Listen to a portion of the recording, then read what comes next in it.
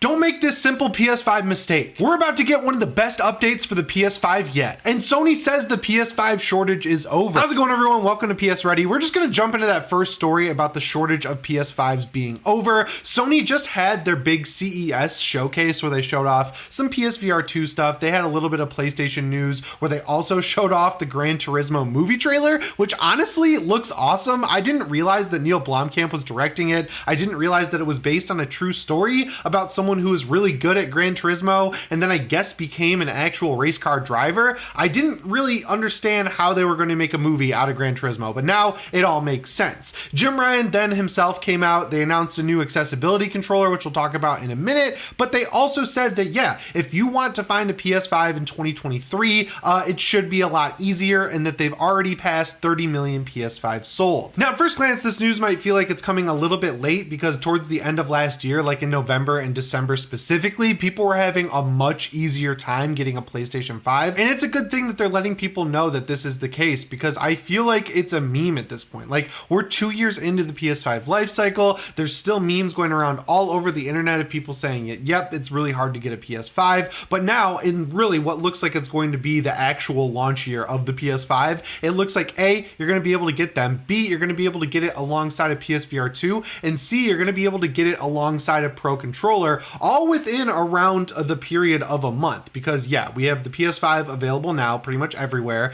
We can get the DualSense Edge at the end of January, and we can get the PSVR 2 at the beginning of February. And on top of that, the game releases this year are absolutely stacked. Like, we have stuff like Dead Space, Resident Evil 4, we've got Forspoken, which I'm still here nor there on. We got Atomic Heart, we got Diablo 4, we've got Final Fantasy 7 Rebirth, like Final Fantasy 16. There are so many games coming out this year. So yeah, if you waited to get a PS5 until now, you not only have a pretty damn good backlog of games you can go look at now, especially if you picked up PS Plus Extra, but if you're getting a PS5 and you basically played all the games that have come out for it on your PlayStation 4 or PS4 Pro, it's not like you're going to be waiting all that long to get games. Like, this feels like 2007 when we got games like BioShock in 1 year, and man, I could not be more excited. The interesting thing here is that we are supposedly going to get that PS5 Slim revision this year. It feels kind of weird because they have all of these PS5s made, but I understand from one perspective why they would want to kind of switch into that PS5 Slim mode, because for the longest time they haven't been able to actually keep up with demand, and now they're actually able to keep up with that demand with the PlayStation 5. So now that they figured out the supply shortage, it makes sense that they would streamline this thing into one actual console versus having a digital edition and a disc edition. They're just going to make all of them digital editions, but make the actual disc drive removable, and we'll probably see that by the middle or end of the year. I'm pretty sure the PS4 Slim was announced around September, but it had leaked like all over in August. Like, people were able to get them on Craigslist. They were able to get them early at Walmart, like well before Sony even announced them. The PS4 Slim was out in the wild. So I'm assuming, just hearing all these rumors for the past 6 months about the PS5 Slim being out there, about the disc drive working really well, about it being like a flawless conversion that doesn't look that much different, I don't think we'll be waiting long before we at least see a leak of this thing, and I honestly can't wait. I'm really curious if it's going to be actually thinner or if it's going to be the same size chassis or what. But yeah, we're getting a PS5 Slim this year, so if you're looking at a PS5, I don't think you really have to worry about that Slim actually running better, because the PS5 that you're getting now at the store basically has the PS5 Slim in it. They cut the motherboard in half, they made it 20% more efficient, and it runs a lot cooler, which I think overall is worth picking up. So if you see a PS5, grab one and start playing games like God of War Ragnarok, because yeah, that game came out in November. I'm still thinking about it pretty much every day. So the next thing they announced at this CES showcase is a new accessibility controller, which if you compare this to the Xbox accessibility controller, it looks completely different. Like, honestly, this looks like it was made by something like Midjourney or another AI, and I think it looks really cool. The buttons are big, they're two big circular pads, you've got big joysticks on there, and from everything I've been reading online, the reception to this thing has been really good, and they've actually been working on it a long time to basically get it as perfect as possible. That's one of the big defenses I've seen of remasters and remakes like The Last of Us Part 1 and the upcoming Horizon Forbidden West remake that's going to happen. The accessibility features that were included in The Last of Us Part 1 made it a completely different game, to the point where I'm pretty sure people who can't see were able to play it, which I think is awesome, because you can experience something that everyone else can experience, and the game is working with you to make that that possible. And it was kind of like once Microsoft came out with their accessibility controller, they also had that incredible commercial around Christmas where all these kids are playing outside and then they get to go play with their disabled friend. It was like kind of weird that Sony didn't have any answer to this, or at least let that Xbox controller work on the PlayStation 4 or 5. I don't remember what console was out when that controller came out, but now we know why. It was because they were working on their own controller, and the reason we had to wait as long as we did is because they want to get it right. And I think it's really cool that they're not sacrificing on the visual design of the controller in any way. Like, this looks like if you held it up next to the Sense controller and the DualSense controller, all of these new controllers, and I guess the DualSense Edge, they all look like they're part of the PS5 ecosystem. And even looking at stuff like these, the InZone H7, like everything looks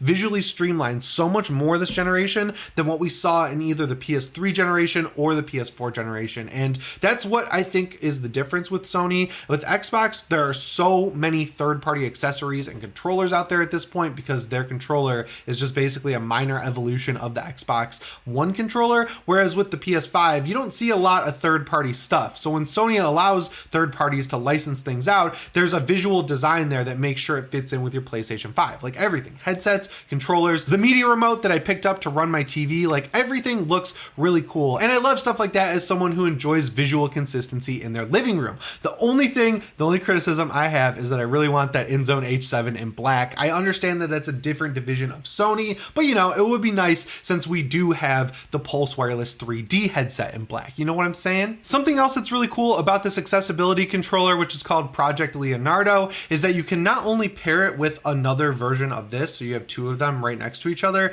even though it looks like you only need one, but you can also pair one of these with a DualSense. So they're giving options for people to cover as many disabilities as possible. And I just think this is really cool, right? Like, it's not something that they're really going to make a huge profit on. It's something that they really have to go out of their way to create. And I think it's something worth creating, and it's something worth taking the time to get out there and get perfect. And from what I've read, it looks like this is perfect. This is obviously not something I need, but I think it's cool that people are excited for it and that more people are going to be able to play games. The accessibility controllers there, Sony's making a car with Honda. There's PSVR 2 updates. The Gran Turismo movie looks awesome. Gran Turismo 7 is getting a patch to allow VR, which is something that people have wanted for a really long time. And Sony's really running the victory lap that they earned at this point, I think, especially after the last generation and how well they've done so far with games in the PS5 generation. Things are looking good for 2023 at least. We'll see how 2024 and beyond go. There is one thing we have to look forward to in 2023 though, and that is Discord finally being implemented on the PlayStation 5, which is cool because we heard from leaker Tom Henderson, I'm pretty sure, over at Insider Gaming that this is something we would see early on in 2023. And now Discord in their new update has stuff that people data mined that basically says that this thing is ready to activate Discord voice chat on the PlayStation 5. The specific string of text that was found in this data mine is pretty damn clear. It says, "We have new features for PS5 users. Hang out with Discord friends while playing games and voice chat." And it sounds simple, but that's all anyone wants. And me specifically, as someone who plays a lot of Destiny 2 lately on my PlayStation 5, just because the experience is so drop in, drop out simple, I cannot wait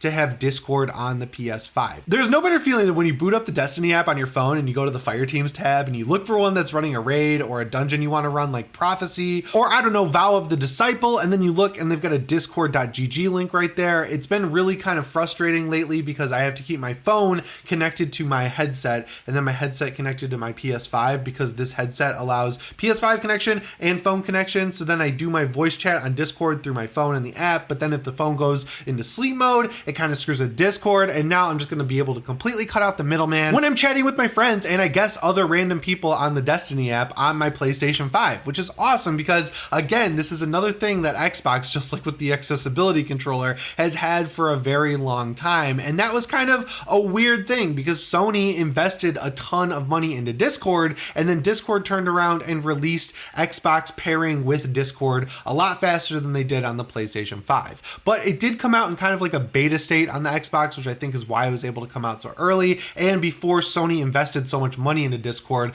they were in talks with Microsoft. So who's to say that they weren't working on the Discord integration on the Xbox for much longer than PlayStation 5 integration? But right now, you actually can already connect your Discord account to your PlayStation account, and your friends will be able to see what games you're playing on your PS5. So if that's something you want to do, you just go into the settings and then go to connect apps, or whatever the setting is actually called. I already have it set up. It works totally fine. So this is obviously vague. I'm crossing my fingers that when this comes out, there's just a Discord like straight up app on the PS5. So you can not only send voice messages, but you can send text messages within your servers. I get that you can do that on your phone and your PC, so you don't really need it on the PlayStation 5, but I want to make sure that I can just join my friends' actual servers and their calls without doing it in some weird like middle ground way where I have to be in the call already on my PC or be invited to it and then join it on my, like that's how you had to do it on the Xbox at first. I don't know if they've updated it since then, but like, yeah, it wasn't a great experience. So it'd be really nice if Sony just like gave in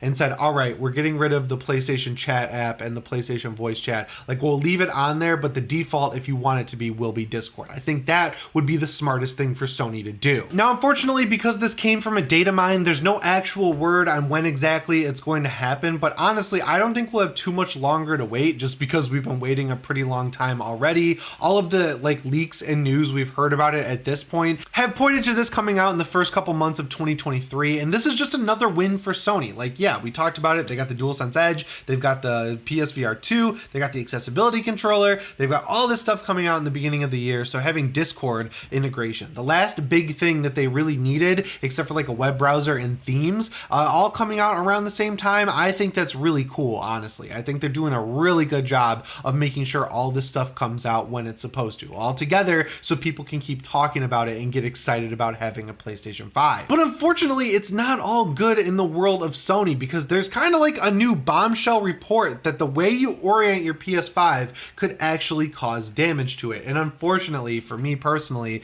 it's the way I orient my PS5. So on my TV stand, which is over there, that's why I'm pointing over there, the PS5 is vertical, and it basically only fits vertical because I also have my Xbox Series X over there, and I've got the Cantina Star Wars Lego set, which looks amazing, but it takes up a lot of room on my TV stand, so I gotta leave my PS5 vertical. And unfortunately, that looks like it could cause problems with some PS5s due to the liquid metal inside the APU of the PlayStation 5, which was a cool feature that Sony was really proud of when this thing came out. But the reason this could cause damage is that when you have the thing vertically, the liquid metal can kind of like fall to the bottom of the chip, and then it can freeze there, so that if you ever put it horizontally again, it won't even back out, and then your thing could overheat and your parts could fry and things would get really bad. And this goes a lot farther because some PS5s are literally coming out of the box with their liquid metal leaking onto the actual motherboard, which allegedly completely destroys it. And both of these scenarios are not great. And just to be clear, this isn't really a speculation thing. This can be proven. The person who's kind of announcing this problem with the PlayStation 5 put out a picture of a damaged APU and explained what I just said, that the APU, when it stands vertically, the liquid metal kind of like goes to the bottom of it and freezes, which causes actual damage on the chip. Now, the weird thing that I keep seeing in all the articles that I was reading about this, because they all just regurgitate the same stuff from the original story,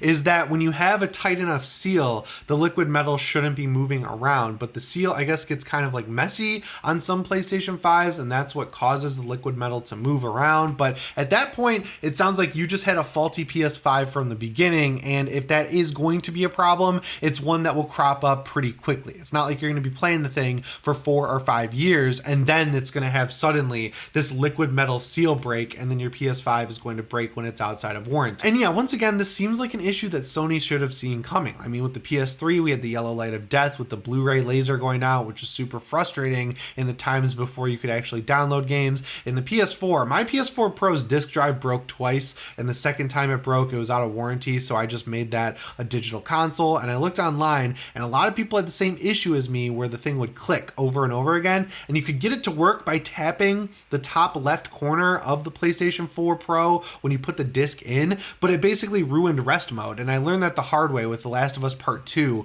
where I had to put the disc in my PlayStation 4 and tap the top of it, but when it would come out of rest mode, it would basically not be able to read the disc, and it would crash to the dashboard. So I'd have to restart the game every time, which when you didn't have the SSD power of the PlayStation 5, took a lot longer than it should have. And regardless, disk drives shouldn't just break after a while, because that's stupid, and I only had the console for a few years at that point when it happened. But as I keep saying, it looks like this isn't happening to a lot of people. It's not like a 3 red rings of death situation where every PS5 is guaranteed to die, like the Xbox 360 had. And of course, you're also going to find out about this problem sooner rather than later. Like if you have a leaky APU going on in your console, it's going to break down pretty quick, because that is not a good thing to have going on. You're going to overheat overheat your chip, or it's going to leak on the motherboard and completely fry it.